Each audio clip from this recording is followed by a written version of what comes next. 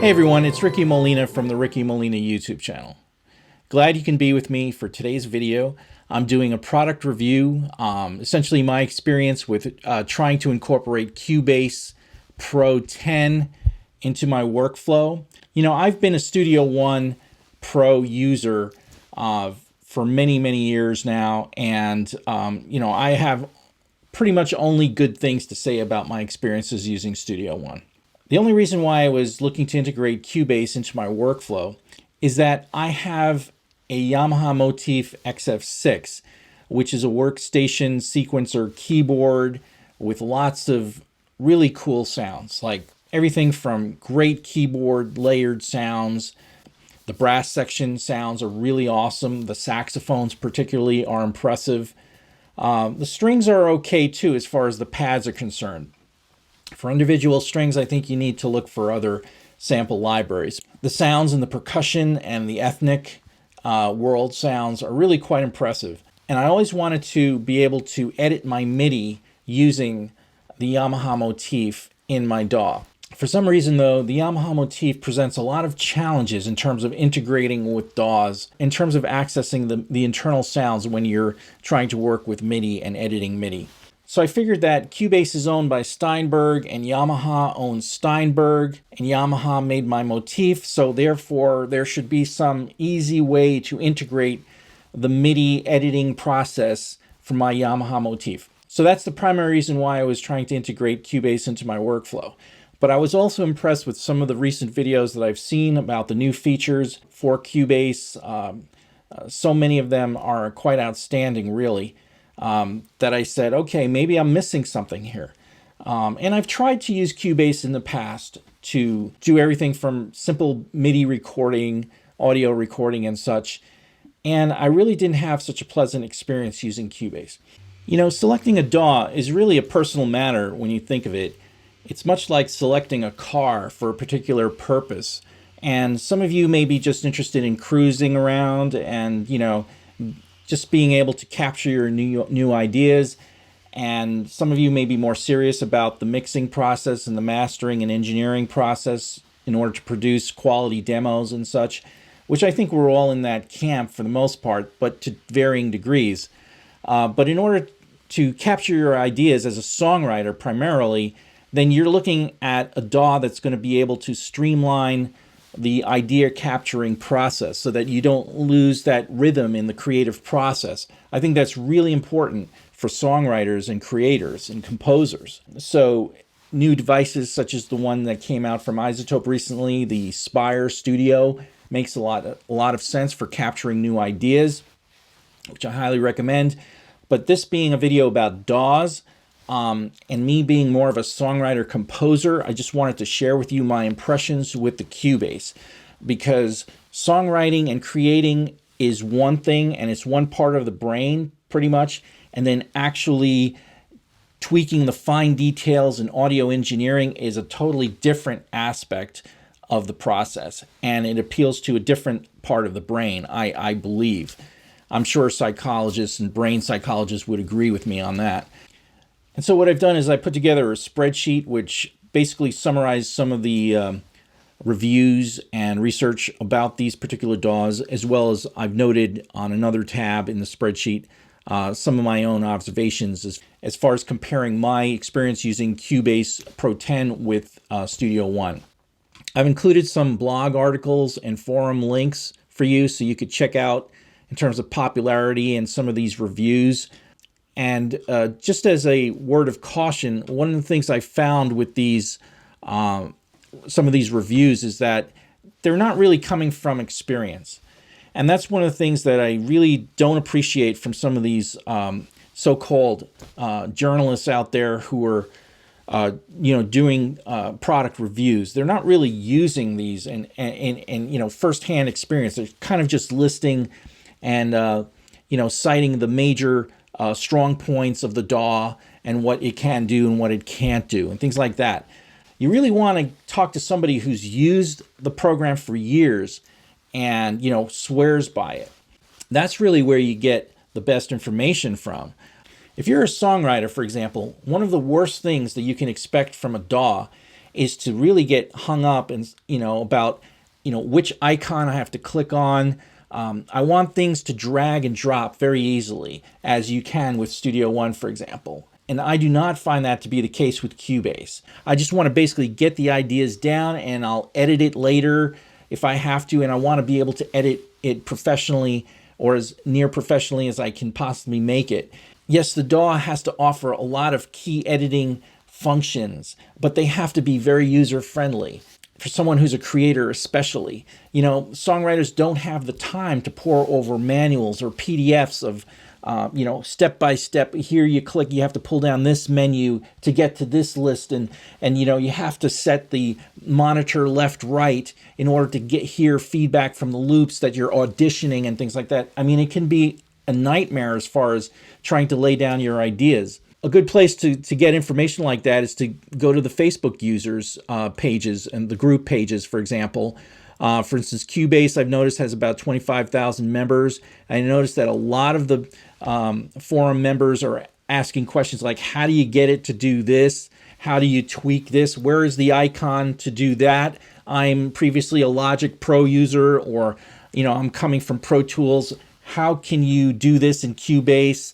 And all these sort of things. People are getting hung up with this program, it seems to me. And the user workflow is just so stagnant, and it shuts you down at different levels. In comparison, PreSonus Studio One Facebook group has about the same number of members, and Avid Pro Tools about the same number of members as well. Apple Logic Pro 10 user group has a little less, 21,000 members. And then you have like Ableton, which has probably more users than FL Studio, which is perhaps to be expected. It seems to me that, with the prevalence of beats and loops and sample making type of songs and music today, that, it's so popular, this approach to creating songs, that, beat making has drawn a lot of people towards certain DAWs. And the two main ones that stand out for beat makers is probably Ableton and FL Studio. And I estimate those Facebook membership groups numbers to be as high as 40,000, perhaps even more. Okay, so let's go over some of the pros and cons of Cubase 10 as far as my personal experience with using the program is concerned. And also keep in mind that I'm coming from a Studio One Pro user perspective. Okay, as far as the pros are concerned, I found the sound engine to be first rate. Hans Zimmer doesn't lie about that. This program sounds phenomenal. The clarity and the sound is just beautiful. I don't want to say it's better than Studio One, but it's pretty darn good as far as some of the best recordings I've ever heard. Big major plus, thumbs up for Cubase there. Tech support, calling up Cubase tech support, not Yamaha tech support, Cubase tech support. I found them to be fairly prompt, very nice, professional. I did not find that to be the case with Yamaha, because over the years I've been on the phone with Yamaha trying to solve this MIDI editing issue with my DAW, and it's been really like pulling teeth. But tech support from Yamaha, I'd have to give it a thumbs down. The colors, the user interface for Cubase is absolutely phenomenal. It's better than Studio One's. Studio One has a limited number of colors that you can use for tracks and groups and things like that. If you like to group your instruments according to, groups of the orchestra, or according to sound frequency or what have you. But as far as the colors, very appealing, very satisfying, very diverse.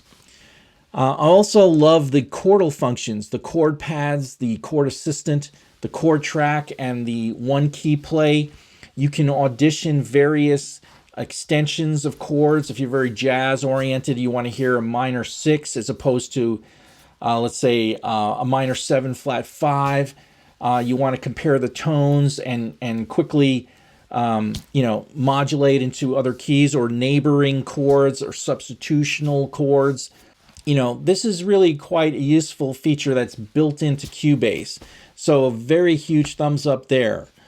Next, quantizing auto files and loop integration.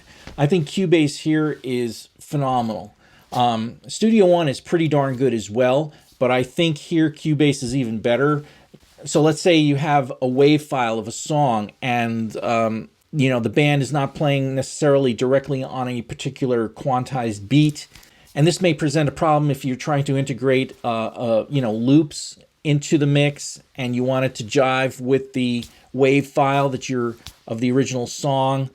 Well, there's a great way to do it in Cubase. It's just an incredible, and Greg Ondo is very good about explaining how to use Cubase Pro 10. He's just on the forefront. Pretty interesting video, very nicely done.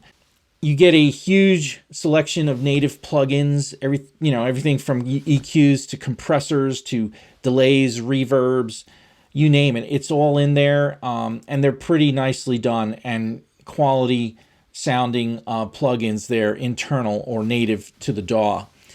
The beats and loop selection is pretty diverse and numerous, so no shortcomings there.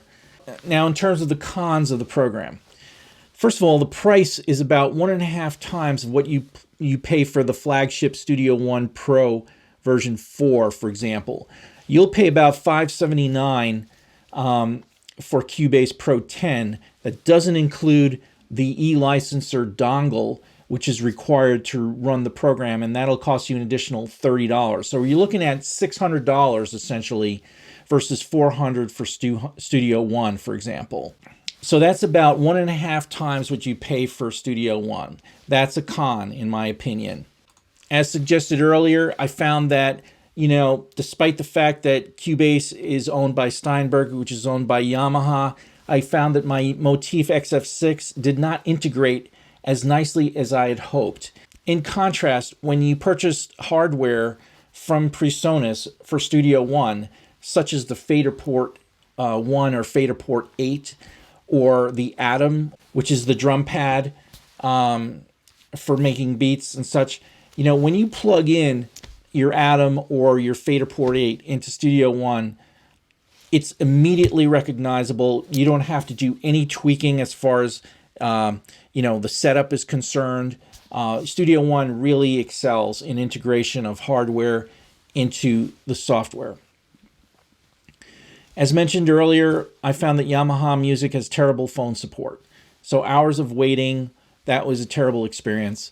But we're talking about Cubase here, so let's move on. As far as YouTube videos are concerned, I found that there was actually a dearth of videos for major problem issues, with the exception of the Greg Ondo videos, which I found to be quite useful. Here's one of the biggies I found with Cubase. I found it to be extremely non-intuitive as far as the creative workflow is concerned. Often I found that icons are hard to find to do just very simple tasks that are readily available in Studio One. I can find an icon when I need to do something or edit or splice something. With Cubase, I have to go hunting around for things. I have to use pull-down menus, and those pull-down menus have pull-down menus. And so it's like this incredible tree branch experience of trying to find things. It's just like a Safari search trying to find functionality within Cubase, as far as I'm concerned. Another thing that I found is that the windows that are opened with the program are clunky. They have huge borders around them, and you can't move them easily or position them as easily as I would have hoped. It doesn't open as a single screen as Studio One. When Studio One opens up in Logic, for example, in Pro Tools, you know where your mixing tracks are, you know where your libraries are, your browser windows for media. It's all right in front of you. And if you want to get rid of a part of the program, you just exit out. In Cubase, you can't just X out a window. It's there, and it's like, get it out of the way, for goodness sakes. It's in the way. Let me try to move on to another part of the workflow here. And so I just did not enjoy that. I can't tell you how challenging I found that experience. Too many windows instead of a single page, and you can't get rid of them easily. As mentioned earlier, instead of one-click user-friendly workflows, I found myself constantly trying to search YouTube for solution videos. I mean, if you're spending $600 for a program, you got to make this thing more user-friendly. I mean, it's just, There's no question about that. That's a lot of money for a creator or a songwriter to spend. And in return, they should do something much more useful for creative people, not having to make the learning curve so enormous. As I suggested earlier, I found the GUI to look somewhat preschoolish. Doesn't look professional. The edges of the events are really kind of thick, and to open up the window, for example, to expand the tracks so I could get into a certain MIDI events, I found it just so clunky and not simple and streamlined or professional looking. In Studio One, for example, or in Logic, the events are much crisper. You can drag and drop things. You can nudge things much more easily. With Cubase, I found that I was dealing with something from, like, say, kindergarten as opposed to something from graduate school, if you know what I mean. Another huge negative that I experienced with Cubase was that I could not audition loops and samples in the media bay. Yes, they give you a ton of loops and samples to integrate into your creative process, and sometimes you just want to audition the beat before you actually drag it into your track, for example. Studio One is great with this, but in Cubase, I clicked on it. I clicked on the play button, the pause, play.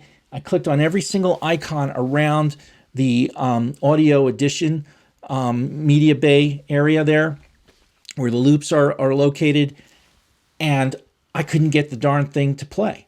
I couldn't hear a thing.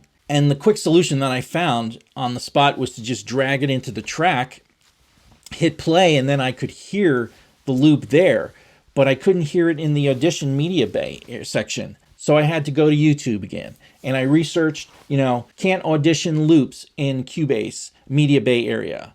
And so, I found this video, some guys explaining, what you have to do is go to the control room.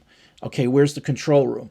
Well, that's over here under like some audio setup section, device setup. So I have to go to VST setup.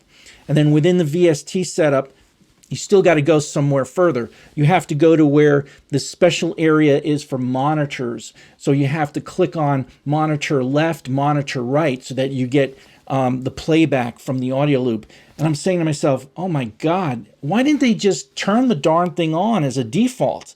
Why do you have to make us go through this geeky, nerdy process of trying to just audition loops? So again, very, very frustrating and challenging. And I'm just going to cite one more challenging experience that I experienced with Cubase. I didn't like the colors, the default colors in the MIDI editor for a particular track. I keyed in some MIDI from my Motif, and I wanted to practice editing it, and I didn't like the color scheme in the MIDI editor. It was some like really dark purple against the black background, and I just couldn't see the MIDI properly. So I wanted to change it to like something like bright yellow or something, or bright green. And I was not successful. I could not figure out how to do it after about 20 minutes. I was able to change it in the track in the sequencer window, but not in the MIDI editor window. But you would think that what you make changes to in the sequencer track window would correspond to what's going on in the MIDI editor. No, that was another letdown. And I could not figure out how to change it. And at that point, I kind of like reached the end of the line, and I said to myself, this is just so anti-creative an experience that how could they have the nerve to charge $600 for such a program that's sort of fighting your creative juices rather than complementing them and supporting them. So the bottom line, as far as my experience with Cubase Pro 10 is concerned, I just found it to be extremely frustrating, and I wasted, many hours over the years. This is not the first time I tried out Cubase. This is like the third time I've actually been through a similar experience. I tried making friends with it, but I just simply wasn't successful. Now, this was my experience as far as I'm concerned, and I am sure there are plenty of Cubase loyal fans out there who love it to death, and they have only the greatest things to say about it. But for my experience, as a songwriter, composer who wants to produce quality demos and recordings to submit to music supervisors and music libraries and such, as well as to, out there for the general public. I want to produce some quality music, and I want to do it efficiently. And I need that creative process to be streamlined, and the software has to support the creative process. I just cannot support this program and recommend it to anyone else. And I'm so happy that I came across a very nice representative at one of the big music stores, and he's a very experienced mixing audio engineer himself. He's very familiar with Pro Tools, very familiar with Ableton and Studio One. And I'm so happy that many years ago when I first met him at the store that he directed me towards Studio One, because it's just so drag and drop user friendly and the quality of the sound is great.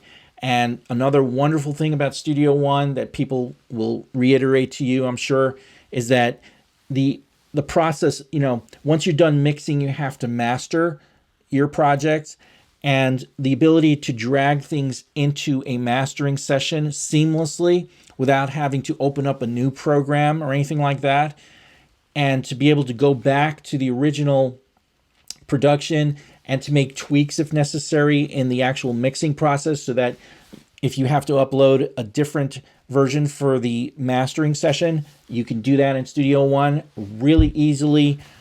I am not the most technical person, but I can tell you from experience what has worked for me over the years.